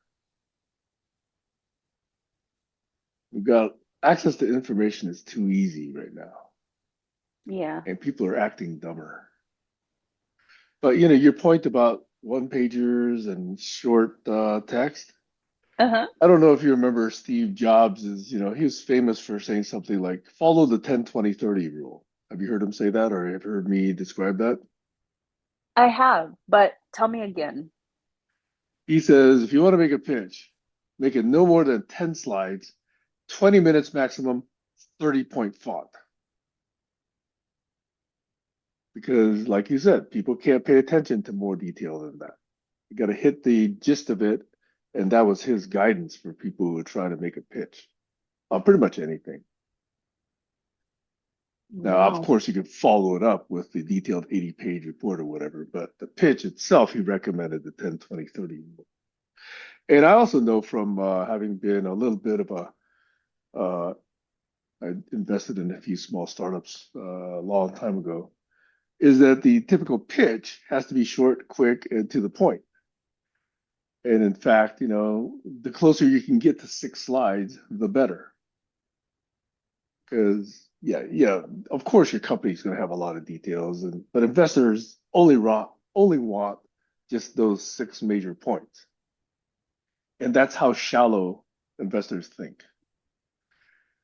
Now you would think that hey, if someone is really interested, they would really want to know, hey, how is this going to make society better, or how are kids going to behave, or how's the infrastructure going to adapt to this new thing that you're building, or all that.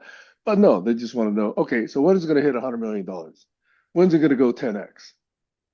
What's the risk? Who else is in it? Who might overtake you? What's the IP? Yeah. That's standard questions.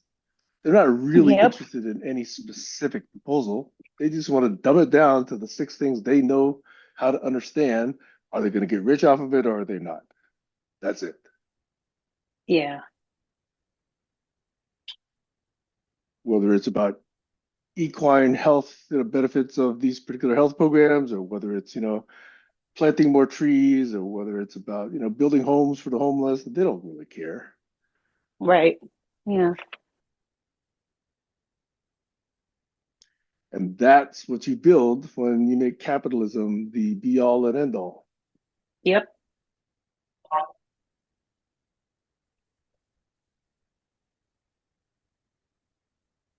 But I've made that point to you before and others. It's okay, you're in good company. Yeah.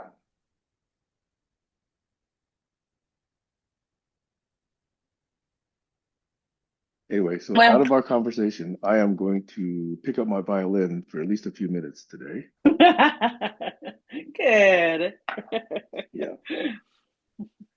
And I was doing some squats and stretches, while we've been speaking. I really should nourish my body, at least. If I'm not You going to do. dance, I You really have should good nourish food. it. Well, I mean, like the kind of nourishing. Oh my God, I'm just looking at my ear right now. Looks like it might have gotten bitten in one area. Strange. Um, anyways, um, what was I saying? Like a Nourishing your movement, body. movement. Yeah.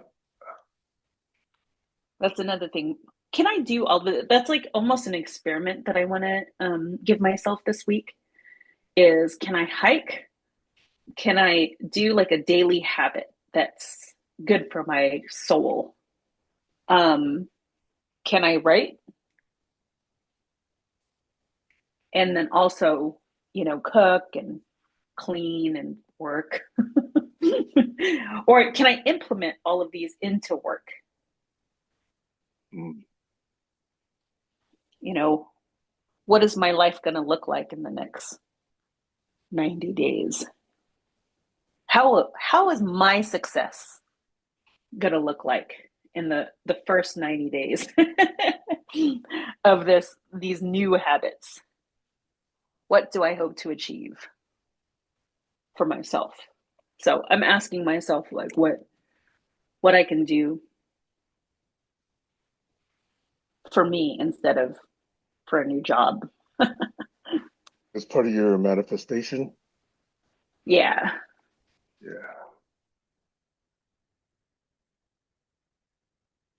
It's funny, Max was asking me. So I saw Damien yesterday. I guess Kenny showed up, which surprised me.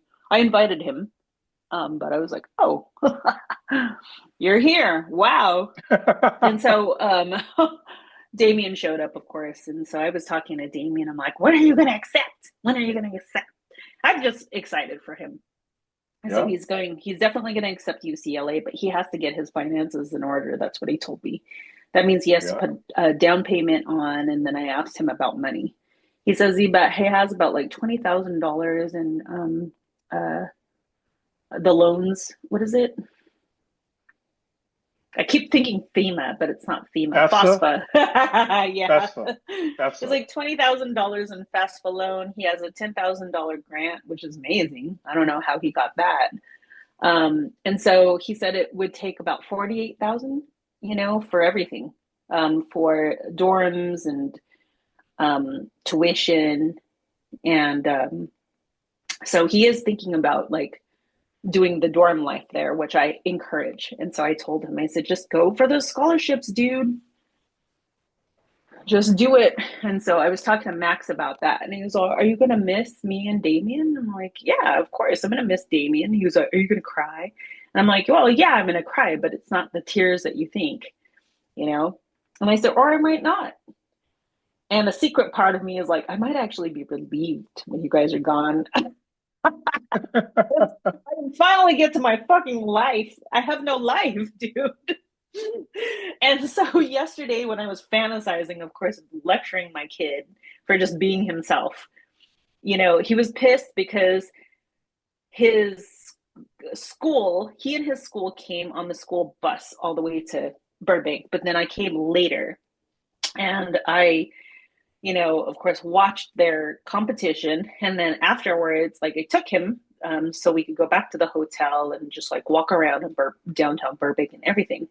But his team had said they wanted to go to In-N-Out as a team.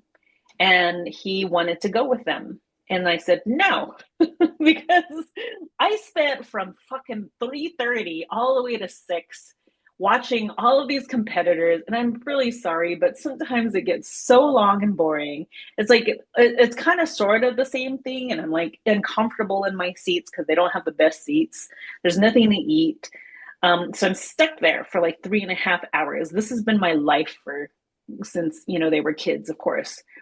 And the last thing I want to do is like go to In-N-Out, sit there, have nobody to talk to while my kid like talks to everybody. And so like, what kind of a life is that? I'm sorry. Like for me, and then I have to do the same thing today. So today they actually perform around like 3:30. I'm going to have to fight traffic to go and try to get like a parking spot. Then I'm probably going to sit in my car for a couple of hours, hope to God there's something entertaining, and then try and squeeze my way into the theater because there's no assigned seating. Unfortunately, it's all like general admission. Everyone can sit wherever they want. And so I don't even know if I'm going to get a good seat. And so anyway, in a perfect world, I would show up maybe one or two dances before they go on because I don't want to see everybody else. I just want to see my child and his group perform. And then after that, there's awards and then we go home. And so, he does not understand, of course, like why I chose to say no to him. But I wanted to tell him all of this shit. I'm like, okay, I work and I don't want to work. I walk the dogs every single day, and there are moments where I do not want to walk them. I have to drive him back and forth to school, back and forth to practice. I've got to see what his brother is doing all the way from Long Beach. I have to put my life aside just so I could accommodate them and make sure that I'm feeding them, making sure they have all of these opportunities, that I am paying attention to them, that I'm regulating my own emotions, and so I want to tell him that it's like so difficult. So yes, of course I'm going to miss them, but a part of me is going to be like so fucking relieved that I get my life back because I got plans to travel. I was even joking with my sister. Imagine how bomb I would be right now if I was single. Like all of this money, that I spend on the kids. Oh, that's another thing. Obviously, I'm going to try to encourage Damien to get scholarships as I'm encouraging Max now to get scholarships. I still will never ever leave them, you know, out on the streets cold. So now I have to save for them just in case, something happens. And I don't know if that's the right thing to do or, um, if there's another way. But I was telling my sister, like, I have to like be very conservative with my money, just like my dad was, so that I could help them out in the event that they need assistance. Because they're still kids. Damon's still very much a child, even though he's going to be 18 next month. So, anyway, this is my long rant about having no life. That's why I want a second income. That's the only thing a man would help me with at this point. A second income, and then maybe, assistance with some, rides or walking Have my you and dogs. Kenny got an agreement on Damien's tuition? Nah, he did the FOSFA without me. Hmm.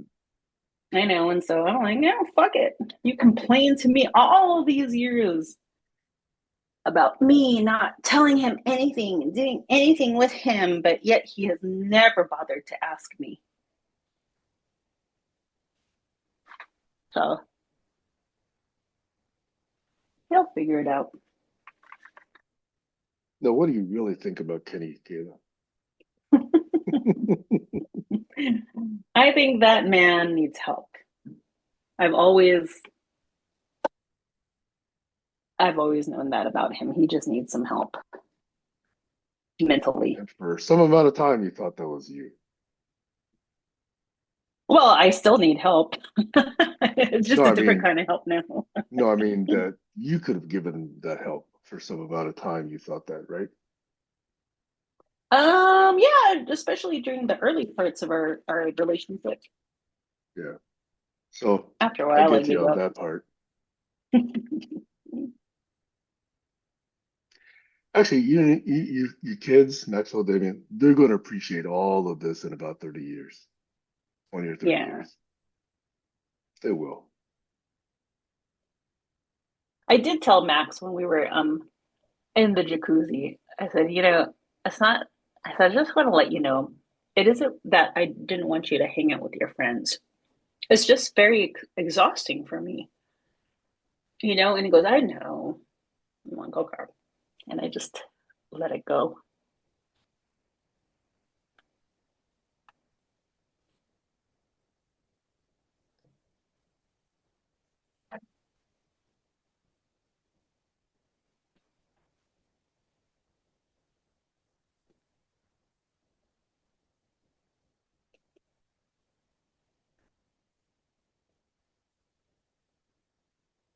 So how much time you got before you have to do the driving thing again? Well, I'm totally taking my time. Checkout isn't until noon, so I'm gonna probably leave here at 11:45. If And you then I'll want, you can probably get late checkout, right? I could. I'll probably park somewhere over there. Maybe walk around a little bit. Maybe sit in my car for an hour and read. I brought a book.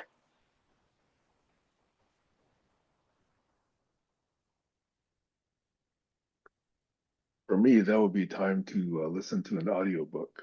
That's what I found is doable for Ooh, me. yeah. Are you an Audible member? Uh-huh. I Yeah, am. there you go. Have you used up all your credits? Nope.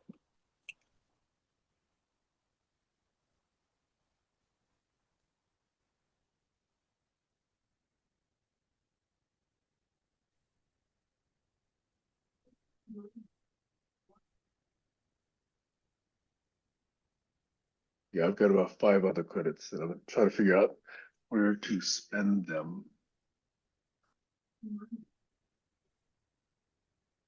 Because the last few that I've spent have been on investing books. There's this book that I love that you might actually like. It's called Buddha's Brain. Oh, interesting. Yeah, you should listen to it. Have your kids mentioned Haruki, I think Murakami? Uh, if they did, I don't remember why. That's my daughter Veronica's favorite author. Aw. So let me see if I can find one of, because she's recommended three or four, and I've started three or four, but I haven't finished them yet. Because now my older daughter has recommended a book to me about how to deal with my ADHD. Your autism. Yes, yes. So let's see if I can find it. I'll find it because I was thinking, hey, that might be the kind of it's. I don't know if there's any Japanese books or movies you've actually gone to, but there's definitely a Japanese culture behind some of their stories and their movies. And it's really indicative of their values and their society. The one that made really a huge impact on me was something about, I think the movie was called something like Narayama Mountain, The Tale of Narayama Mountain. Oh, And okay. it's so Japanese because it's a small village living way far in the mountains. And every year it gets really cold, really snowy. So they always have to be very careful with their crops during the summer, make sure they have enough, to survive the winter. And this one year, a very tough year, they didn't have enough food. So the grandmother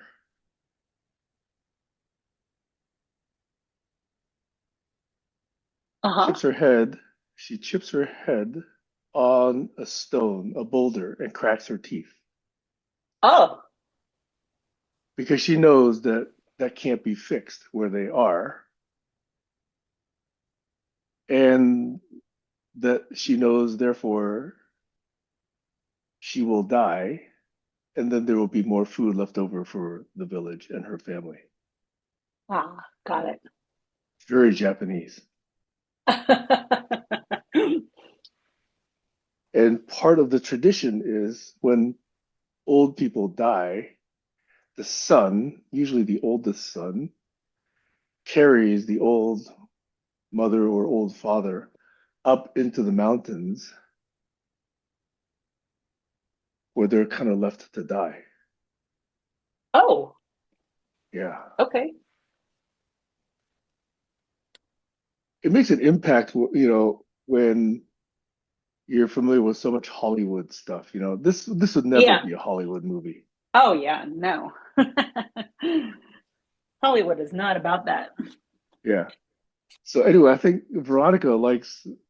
Well, she's got a lot of Japanese culture because she likes Pokemon, she likes manga, she likes anime, she likes so much that's Japanese, the food especially. But then she really liked this author, so I was wondering if I could find one of those books and see if you like it. Yeah. Yeah. Japan's a very unique place. Yeah, Damien loved Japan. He said he wouldn't Is it? mind going back. Wait, how long was he there? Oh, like 10 days, I think. That's long enough to get a good feel for it. Uh-huh. He loved it. Who did he go with?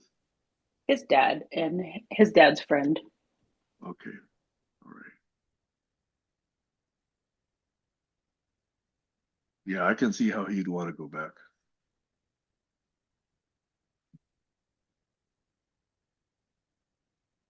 I did spend 2 weeks there one time visiting my mom, Yeah. and boy, it's been a long time since I've been back to Japan, other than just through the airport. Wow. Mhm. But I have an aunt and two cousins who live in Tokyo. So as soon as I can travel, I want to go there.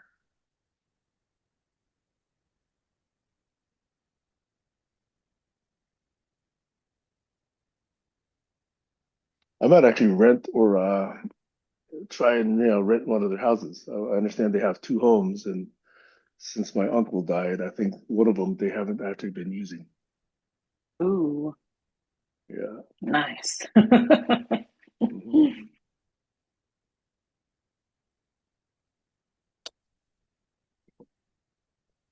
I'll rummage through my list of Murakami books and see if I can recommend you something. At least you've got the Audible credit for it. We'll Yeah, see if it's of yeah, interest. yeah, for sure. Well, I already passed the top of the hour. Yeah, Are always you already good. packed for your checkout time at 11:45? Nope, I was barely putting on makeup. You still have time to go down to the sauna or to the spa or to the hot tub. No, it's too much work. Plus, I already hung my bathing suit up. Does the place have a good breakfast buffet, or did you have breakfast? Oh no, not. Oh wait, I did have breakfast. I just had leftovers. Mm. Like I said, unfortunately, I have to save money. So I'll probably get lunch though, about 1 o'clock. That'd be perfect, right? Or 1:30. That's a good time. Yeah, right?